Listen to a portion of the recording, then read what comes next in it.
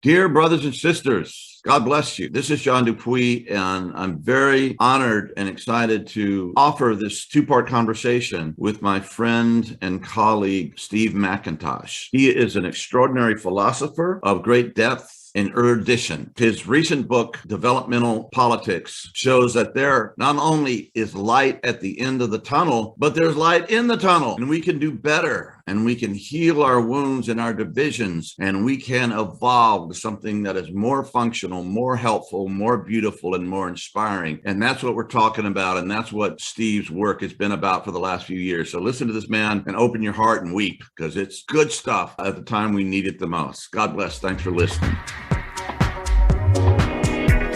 Welcome to Deep Transformation, Self, Society, Spirit. Life-enhancing, paradigm-rattling conversations with cutting-edge thinkers, contemplatives, and activists with Dr. Roger Walsh and John Dupuy. Join us in the evolutionary fast lane as we take a deep dive into transformational practice, peak experience, profound understanding, powerful contribution. I'm, as always, John Dupuy, and that is Dr. Roger Walsh, who is my co-presenter here, or co-host. And this good-looking man in the purple shirt is Steve McIntosh. Steve is one of the major thinkers and philosophers that has emerged out of the whole integral thing. And if you don't know what the integral thing is, and this is your first time, just bear with us. And Roger and I have talked about doing a podcast called part of this called What the Hell is Integral, just to inform everyone. So if we get in sounds jargon or you don't know what we're talking about, refer to that or other sources to explain integral theory on the internet. So we may just get into it and start, we don't know how it's going to go, but I imagine we would. So integral is something that bears studying.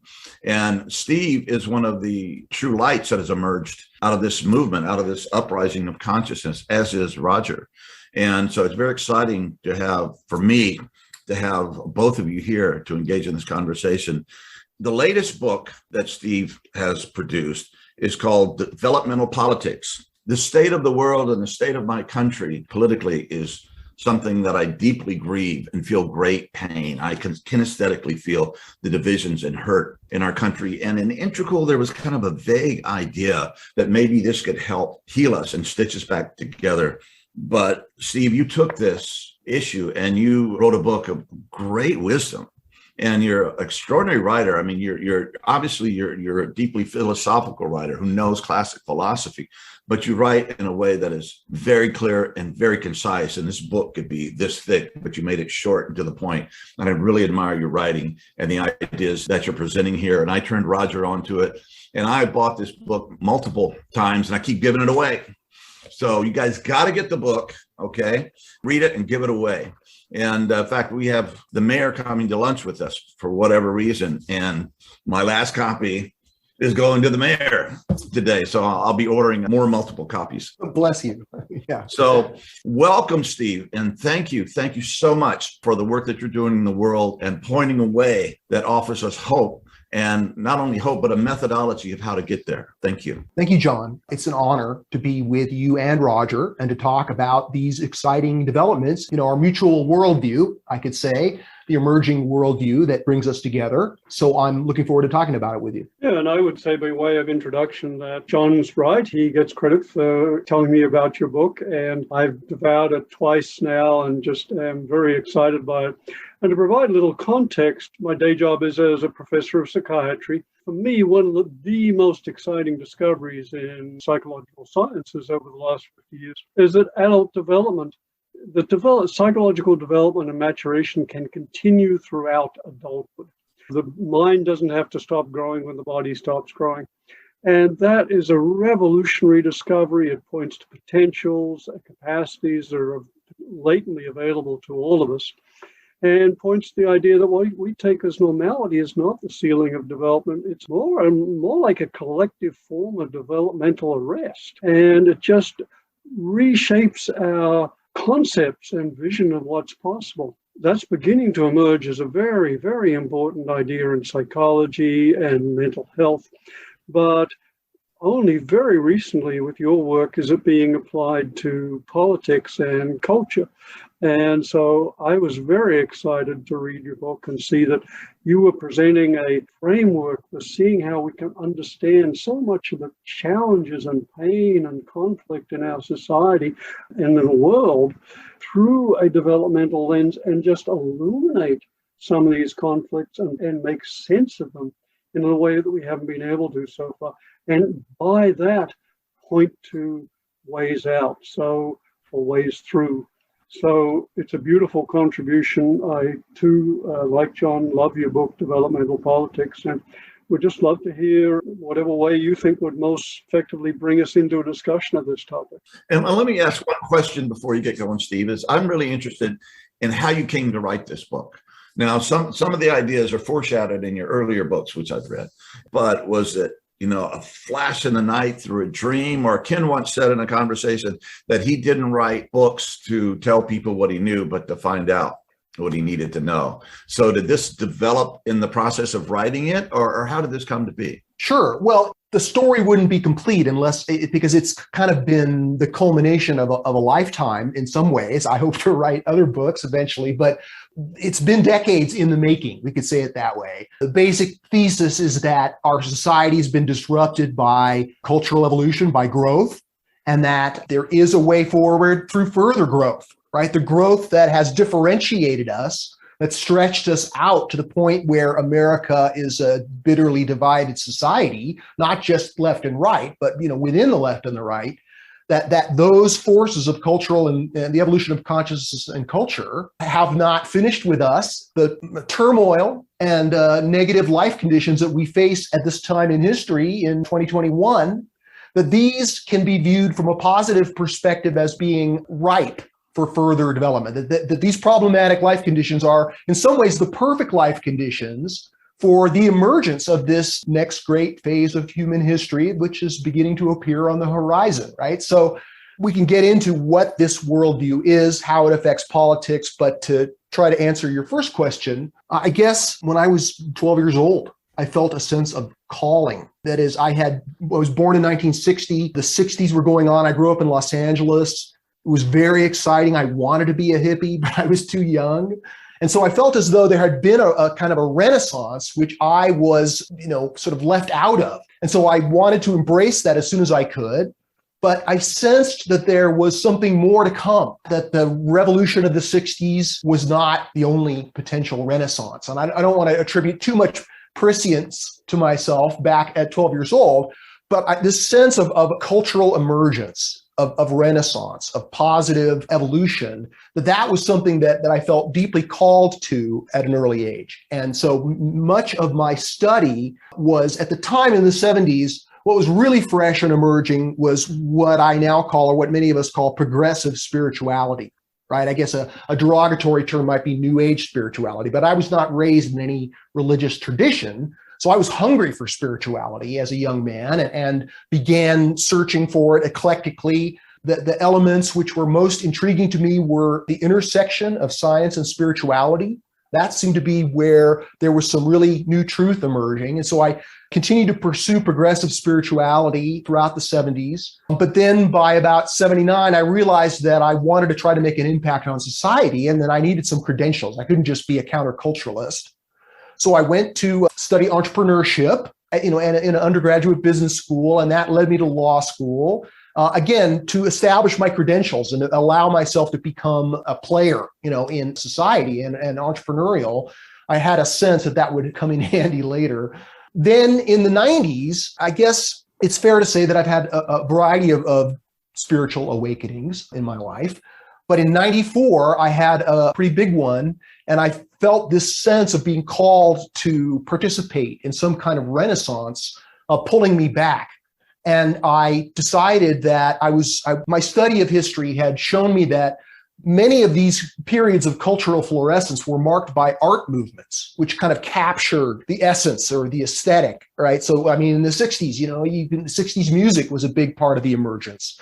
And even in the Enlightenment, right, we could point to classical music as sort of proof of concept of an emerging new perspective. So In the 90s, here, especially here in Boulder, where I had moved in 1990, Boulder, Colorado, there really was a palpable sense of spiritual renaissance. That's what we refer to it as.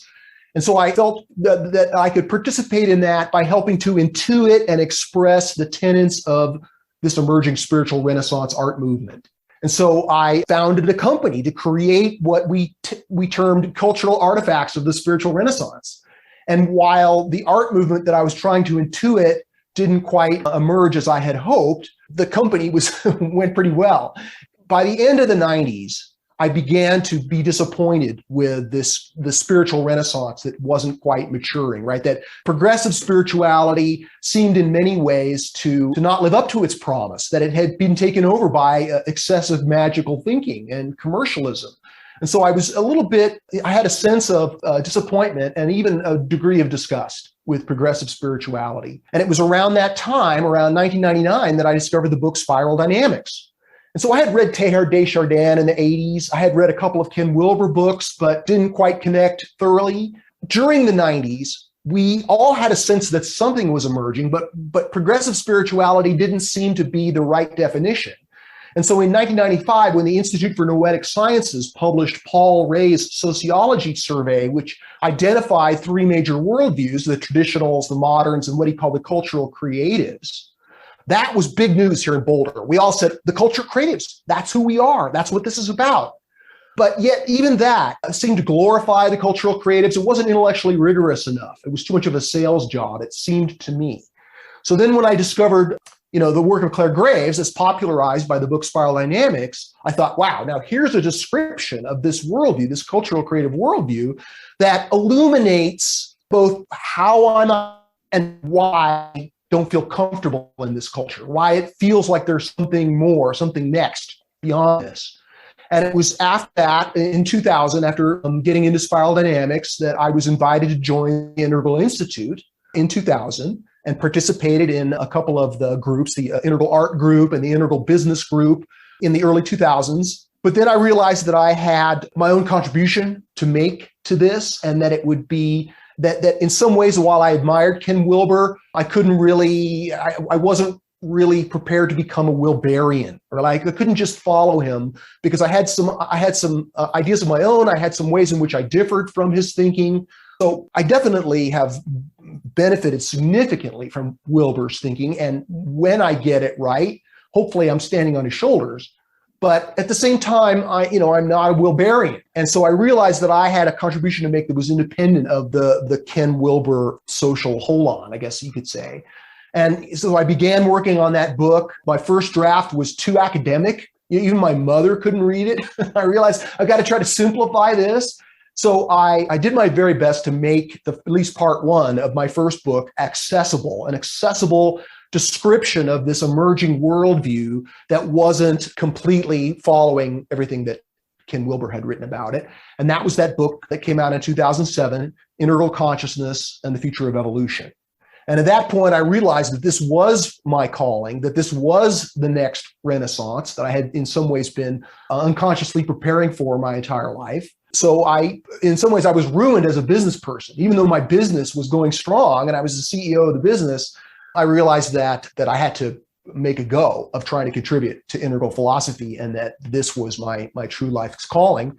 So I've been working on that ever since. But let me, there's a second part of the story, but let me just stop there so I'm not just talking a blue streak here. Well, one thing you mentioned is that when you were 12 years old, you had this feeling, in this sense of vocation or calling. And that's often with men, at least with men, that often we get it about that age. We get a foreshadowing or an insight or something, a dream, an experience. So I find that really interesting. And it certainly worked because you have emerged as a prophetic voice. Well, thank you. So just to bring the story up to the current moment, trying to figure out how I could make the most meaningful contribution to the emergence of this post-progressive worldview, as we're calling it now.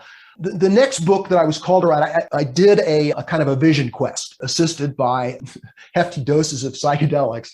And I got an insight that part of this new truth, that is what was powering the emergence in history, was new truth coming online, and that this new truth could be scaled to just two words, and that is consciousness evolves. Even though that's obvious, the culture, our time in history, we don't understand this profound truth as thoroughly as we would do well to do, especially given our problems. And in some ways, we could say that every problem is a problem of consciousness, at least partially. So this kind of led to my 2012 book, Evolution's Purpose, which was, again, exploring this intersection of science and spirituality.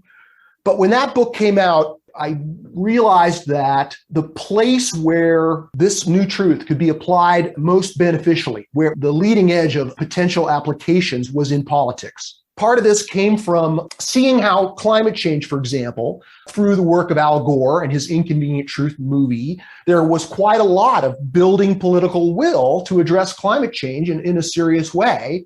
But then around 2010 or 2011, there was a group of well-funded boutique startup think tanks funded by forces on the right, which did an excellent job of decreasing support for climate change by like 20 points. I mean, there was a frontline documentary at the time called Climate of Doubt, which documented how these little think tanks had sowed doubt about climate change. I mean, we can't put it all on them. I mean, they were telling people what they wanted to hear in some ways, but these little think tanks had a huge impact negatively on political will to combat climate change. And so we thought, well, geez, look at these boutique think tanks. We should create our own boutique think tank to try to counter these efforts and try to help people appreciate climate change, again, from a post-progressive perspective.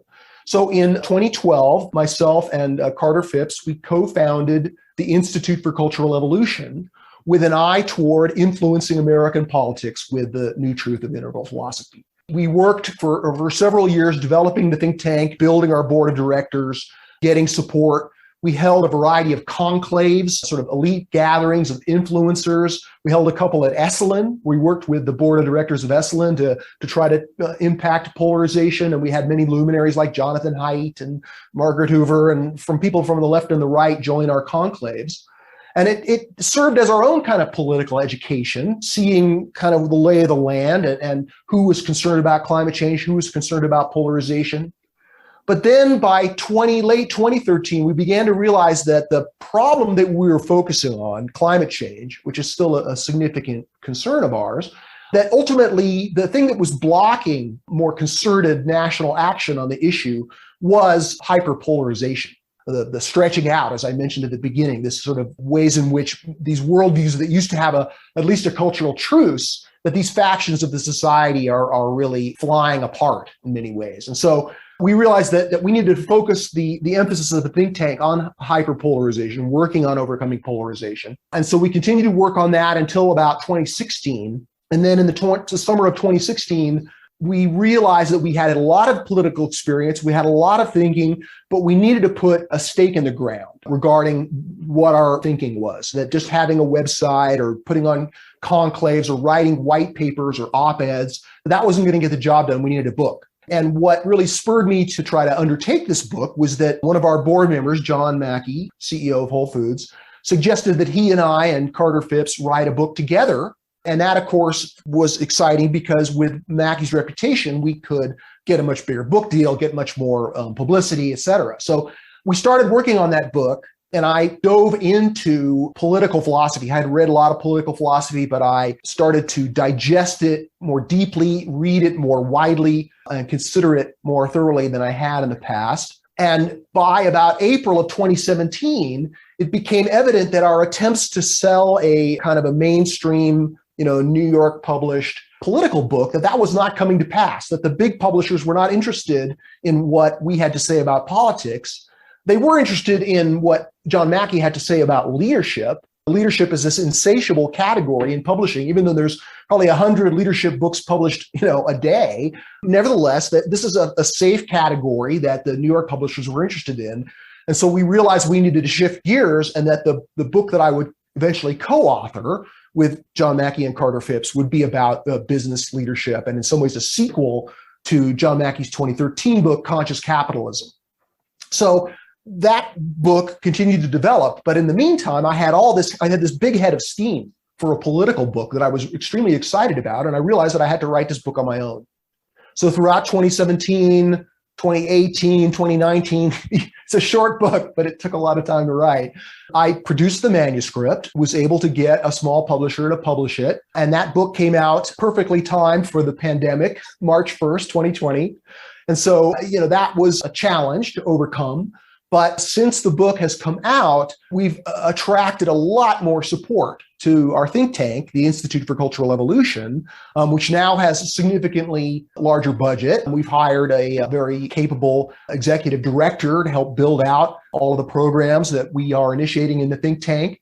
And after the book was published in 2020, in some ways, I'm sure Roger knows that you don't really know what a book is about until you finish writing it and you can no longer influence it, right? So you teach it, but it teaches you, right? So just to finish this little story, we came to understand that a way of framing this, the book, especially in part 2 of Developmental Politics, I get into some pretty heady political philosophy, which is certainly not accessible to everybody.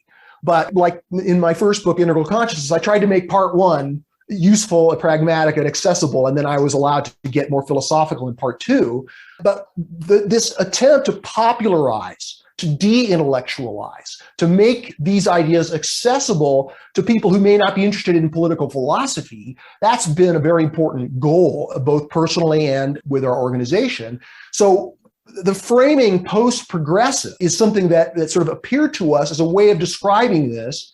From the beginning, I've tried to move away from the color jargon, even though it's sticky for some people. In integral philosophy, many listeners will know that people talk in colors. It comes from spiral dynamics, and then Ken Wilber had his own version. But the color jargon, in my experience, alienates more people than it attracts. So I've tried to come up with words, most of them are not from me, but words that look like they could have a currency to describe what we're talking about, right? So traditionalism, modernity, progressivism, these are all the names for these large-scale forms of culture or worldviews.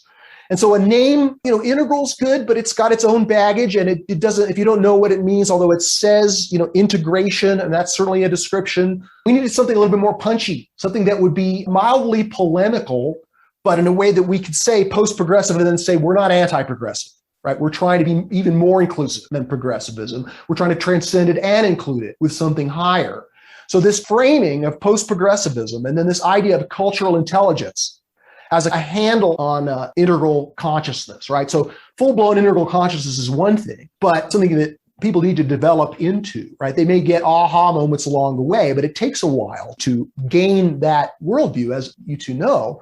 But this idea of cultural intelligence is a way of describing at least a version of this way of seeing that could be used by people anywhere, or, at least modernists and progressives.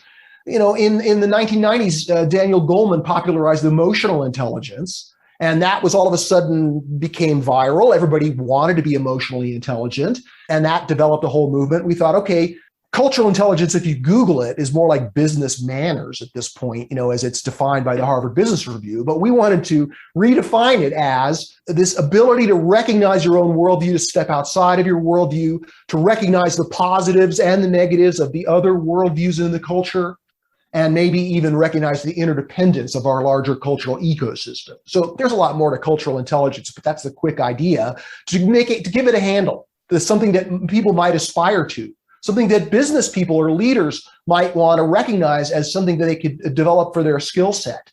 So this attempt to put handles on this way of seeing that can relate this to a developmental perspective, right? This developmental politics says it all in some ways, because we're trying to help people appreciate that our cultural condition is a result of development, but that further development is not only possible, it's highly likely. So that's probably a good place to stop, but there's obviously lots more to it. Yeah, there's lots more to it, but there was an awful lot in what you said. So just to step back and look at the general trajectory of what you described, I just get this beautiful sense of really a calling at work. There really was a calling which you have followed now for several decades. And of course, it's grown more nuanced and sophisticated and rich, etc. But there really has been a central calling, and I'm just struck by the sheer amount of work that has gone into making yourself an instrument for this vision that has been growing within you. And everything from learning political philosophy to learning how to write skillfully, coming up with key words, creating an infrastructure, an institute for your Cultural Evolution Institute, and the website, the position papers, and now this book. It's really beautiful and inspiring. There's so much there, but I'd like to just invite you to give us a sense of, if you were to just focus in on what's the key underlying idea here that you see as maybe the core metaphor or idea that lies behind your vision and what you're trying to put out here? Well, the further extension of the structure of emergence in the noosphere would be one way of talking about it. The idea that we in America have been for over 200 years, in some ways, the leading edge. There are other areas in the world. I mean, I don't want to sound too, nationalistic or patriotic centric, but America has created many goods and many ills in the world. And in some ways, I feel as though that the trajectory of America in the world, its daemon, if you will, is not done yet. That because we are in some ways the nation most responsible for the emergence of modernity, for good and ill, that in some ways we could see as a sense of responsibility for ourselves to help overcome, the destruction of the environment and, all of the turmoil that the world is in, that we can grow our way out of this, that we can help give birth to a new kind of worldview. I mean, just like, certainly this progressive postmodern worldview, the green worldview in the color jargon, that this has emerged all over the world, but certainly mostly in the Western developed countries. And certainly we could, if we can identify the 60s as at least a part of the origin story of this, that much of the energy of the 60s came about in America. And so this kind of yeasty evolutionary energy, this frothy edge of emergence, is still, I think, accessible to American culture. And so this idea that we are working to help bring about a new, more inclusive worldview. Another way of framing it is this idea of, I mentioned the structure of emergence, right? From the Big Bang to our current system through the cosmological, biological, and psychosocial evolution. It's all kind of connected in some ways because something more keeps coming from something less. And so this idea that something more is coming, that we can think about it in terms of this original conception of the structure of emergence as it was described by the idealist philosophers over 200 years ago. And this is the idea of thesis, antithesis, and synthesis, right? This is sort of a microcosmic description of these steps of emergence. And so we can begin to recognize how progressive postmodernism has very much gained traction in history by pushing off accumulating negative externalities of modernity, right? It's modernity's destruction of the environment, its inequality, its exploitation, its nuclear proliferation. So many negatives about modernity, despite all of the gifts that it's brought us. Where can you go beyond that except to try to fix those problems? And part of the way that those problems could be fixed, at least at first, is by a rejection. Right? So in the same way that modernity emerged with its own rallying cry during the French Revolution of liberty, equality, and fraternity, we can see a similar rallying cry with the idea of turn on, tune in, drop out. Right? Even though it's semi-humorous, the idea that we're going to reject modernity, we're going to drop out of it, we're going to turn on to a new set of values and a new identity. This was very attractive and exciting, and the fact that it produced this incredible art, this 60s music and other forms of art that continue to be vibrant today. My 15-year-old and all his friends, all they listen to is 60s music pretty much. So something emerged, and it emerged, we can begin to see now through the hindsight of living through it for the past few decades, that it really is an antithesis to modernity's thesis, or maybe we could say the establishment, which consisted of traditionalism and modernity in the United States, kind of a cultural truce between those worldviews, at least in the 50s and early 60s. So we see this breaking out of that for good and bad. It creates liberation. It creates a reflection on the negatives of modernity, how modernity is not sustainable by itself, right? How we can't just rest. That's not the end of history. So progressive postmodernism has done some important things by helping break the spell of the old establishment. But of course, it inevitably goes too far, and the antithesis, the sailboat has to kind of tack back. And this gives rise, as the pathologies of the antithesis begin to emerge, as the utter rejection of Western civilization begins to take its toll on our morale as a civilization, then this presages the potential for the emergence of a synthesis, which kind of brings together the whole spiral, or is able to restore some of the interdependence and mutual respect between these worldviews. So that's what I'm working for. That's a description of it, is this cultural synthesis that lies in a post-progressive direction. And one of the points that you made, which I thought was fascinating, is that, and there's three main players here we're dealing with right now. It's the traditionalists, and I think we all know who that is, the evangelicals and people of that ilk. Then we have the modernists, which are, capitalism and success and democracy and all the values and individual rights, et cetera.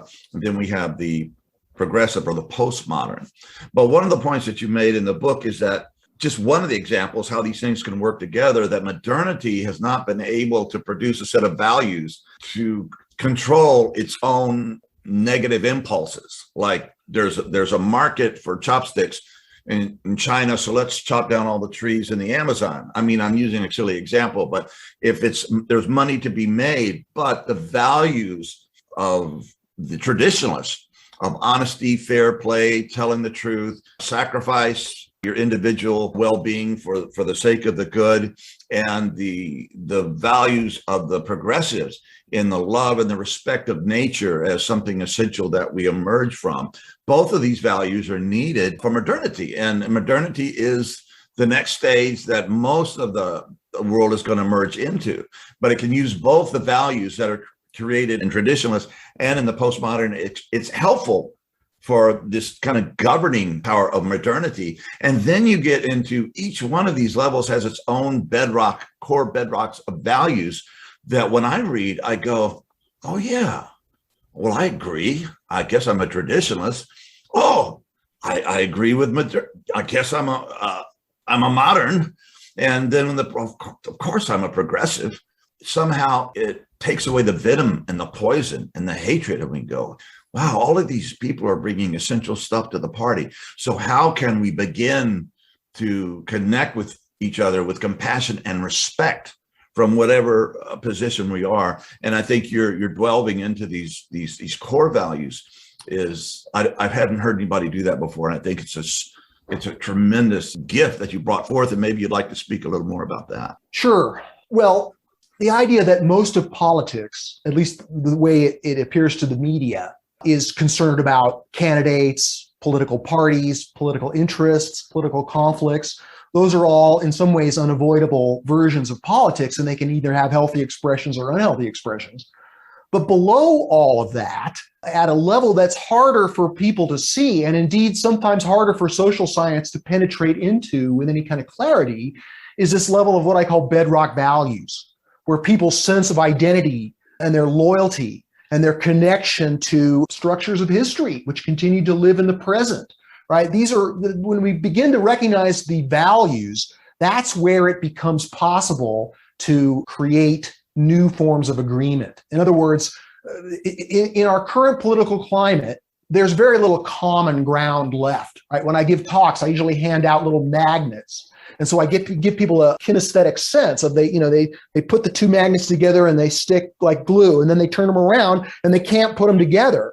And those same magnetic properties, at least in a similar way, can be seen in the natural behavior of values, right? That values have magnetic or energetic properties, which if we can begin to understand those, they can help us appreciate how we can form new agreements and build new forms of culture. But just to pull back for a second, I think this idea of cultural intelligence, this idea of being able to recognize the bedrock values that exist across the culture, that's the first step in the beginning to see how these values could work together, how that it's not just about challenge between these different value systems. There's also an ability to create support, to build agreements around interdependence, and that ability to recognize where opportunities for agreement, where containers of interdependence can be found. That comes from this practice of cultural intelligence. And that practice has a superficial expression and just recognizing bedrock values as being, positive and not just seeing your political opponents only for their negatives. I mean, that's a pretty straightforward way to think about it. But it has much deeper implications as people begin to study and think about this way of seeing. One being recognizing how these events of emergence in history are still alive today, and that the breaking points or the pivot points or the hinges of history continue to animate our political climate. So you mentioned that, the values of modernity. And maybe this predates Clare Graves, but where I first learned about the expression of this pattern of dialectical development, right? Thesis, antithesis, synthesis, as I said, that this pattern is in the structure of emergence itself. And if we look at these worldviews as expressing this structure of emergence, then we begin to recognize how that modernity has a very important set of values. But those values don't stand alone. So liberal values, right, as first articulated by Locke, and then as memorialized in the United States Constitution and the Declaration of Independence, and is generally embraced by liberal modernity throughout its history, are these values that create the individual as sovereign, right? That people aren't just members of their groups, that we should treat every person as an individual, that people have basic rights, rights to free speech, rights to, free assembly, economic freedom to a degree, religious freedom, all of these basic rights of man, as the French called them during the Revolution, the rights of man and the citizen, that these in some ways are dependent upon, that they build on and indeed rely on the previous civilizing values of traditionalism. So Clare Graves' genius was that he recognized that this structure of emergence alternates between worldviews that are put emphasis on community, right, on sacrificing of the self for the larger group, and then that moves in a dialectical process to more of an emphasis on the individual, right? So it's sort of this oscillation between a focus on the whole and a focus on the part, which then makes room for a return to a focus on a whole, which then makes room for a return to a focus on the part. So these aren't absolutistic characterizations. I mean, certainly there are individualistic elements of the traditional worldview, right? Communitarian elements of the modernist worldview. But nevertheless, recognizing these patterns is very helpful for the full perspective of cultural intelligence.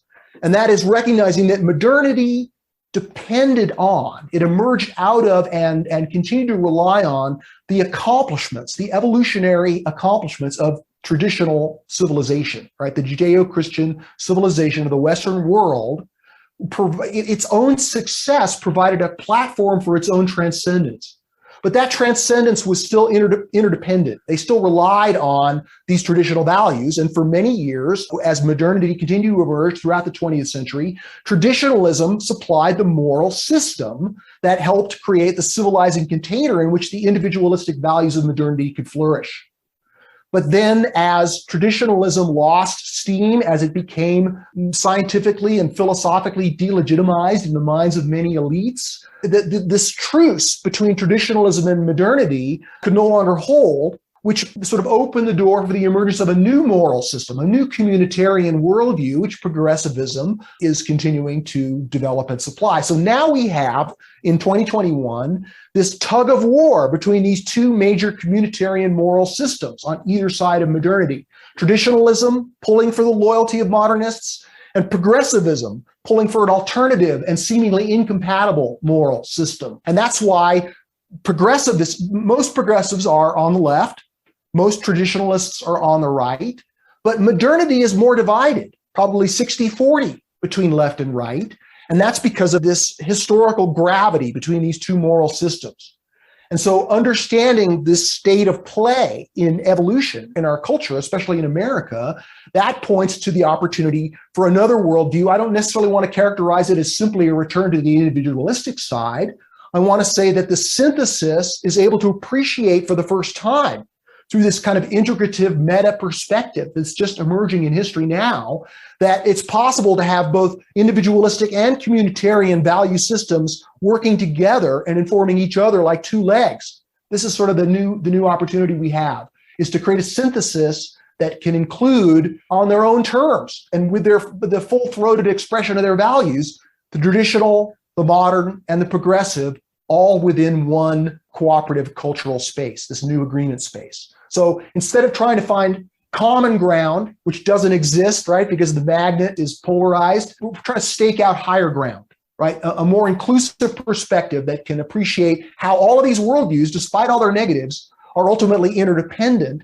And this interdependence is a result of their sequence of emergence in history. And they're requiring in order for one to emerge, the previous one has to be successful enough, as I mentioned, to provide a platform for its own transcendence. And so progressivism in some ways has now come of age. Its pathologies are more evident than ever before. And this is providing a platform for its transcendence with this post-progressive worldview. Well, there's so much in what you said, Steve, and we could easily spend several sessions just unpacking some of the key ideas. But for those who aren't familiar with it, let me see if I can just pull out some of the central themes here, some of the things that really stood out to me. One is your phrase, we can grow our way out of this. And that to me seems to capture so much of your vision and your inspiration.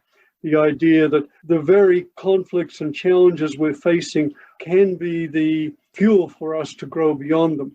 And the pull to grow beyond them you're pointing to, which is unusual, is the idea of some shared transcendent ideals. And you give a lot of attention in your book to the role of ideals as a kind of magnetizing factor pulling us forward, particularly the recognition that we underlying the different ideals each cultural phase values, appropriately so, these in turn are rooted in still deeper or higher ideals. And that if we can recognize those, then we begin to appreciate that actually we share these and can hopefully move towards these out of a shared attraction. And then your idea of cultural intelligence, the recognition that we can grow in our appreciation of culture and its possibilities. And I think that's a really key, a beautiful idea. As you said, emotional intelligence really took off and illuminated a whole sphere of being and capacities that really weren't appreciated before. Cultural intelligence, yeah, indeed, maybe it can have the same role for culture and politics. That would be absolutely wonderful. Your aspiration, searching for recognizing these transcendent ideals and thereby recognizing our commonality. I mean, those are just some of the themes that stuck out to me, and I just wanted to name them because there's so much in what you say, and you're just a fountain of ideas, which I love, but I don't want others to get lost. I've had the benefit of reading your book a couple of times. Thanks. Yeah, so please. So I had his online Zoom class, in the first quarter of 2021. And one of the questions that kept coming up is how can we overcome hyperpolarization when people now have their own facts, right? We don't have a common estimate of what's true. This seemed to be a non-starter for any kind of political reconciliation or bipartisan cooperation. And I tried to explain that part of the reason that we don't have a common idea of truth, or the reason that that's kind of been fragmented, is that we no longer have a common ideal of the good, right? The good, the true, and the beautiful are related, as I talk about in the book. So this idea of a common good, it used to be, there were at least two versions of the American dream, the modernist version, which was about upward mobility and personal success. And then the more traditional expression of that, which was about America as a moral example of democracy and self-governance for the world. And although not everyone held to those ideals, they did sort of hold the society together with a rough conception of a transcendent ideal or the American dream. And of course, as those forms of ideal or transcendence as progressivism has, in a sense, disrupted those or called those into question or disputed those, that is at least one of the forces that's fragmenting our social solidarity, right? Not that America's ever been in thorough solidarity, but certainly our sense of collective identity has been severely disrupted. And again, this has created all kinds of problems, and it's bad in some ways, but it also, if we understand evolution, presages the opportunity for further growth, right? So Herbert Spencer, even before Darwin, defined evolution as differentiation leading to a higher level of integration. So that's what we're working on. But to come back to this idea of transcendence as the key to reclaiming a sense of common good, or at least a coherent set of common goods that maybe not is agreeable to everyone, but that could help restore at least a modicum of unity necessary for a functional democracy. I would say that I've been influenced there by the work of Charles Taylor, right, the eminent philosopher. He talks a lot about transcendence, and he uses it as kind of an umbrella term. The idea that transcendence is somewhat specific to each person. It's their sense of a higher purpose or a higher goal or something that is in their life that's more important than themselves, something that they may be willing to sacrifice their self-interest for. And according to Taylor, secular modernity has lost its connection to the horizon of transcendence. Now, Taylor doesn't really identify this progressive postmodern worldview. He's not a developmentalist in that sense. But he does provide us this way of thinking about this idea of something higher, which he calls transcendence, which can have an expression. It has a traditional expression in religious notions of God's will. It has an expression in modernity as this sense of progress, building a civilization that meets everybody's needs. I mean, there are transcendent ideals within modernity. And then, of course, with the emergence of progressivism, that has its own vision of transcendence, which is planetary healing, right? Creating a world that works for everyone, compensating the victims of modernity's negative externalities, helping the environment, helping the marginalized. So each one is in some ways working with their own vision of something higher or some higher purpose. And as I argue at length in the book, it's hard to just kind of summarize it or talk about it in terms that don't carry with them the argument that leads up to it. But this idea that we live in this amazing universe of becoming, that we are developing, that we're continuing to develop, and that we are each agents of evolution, right?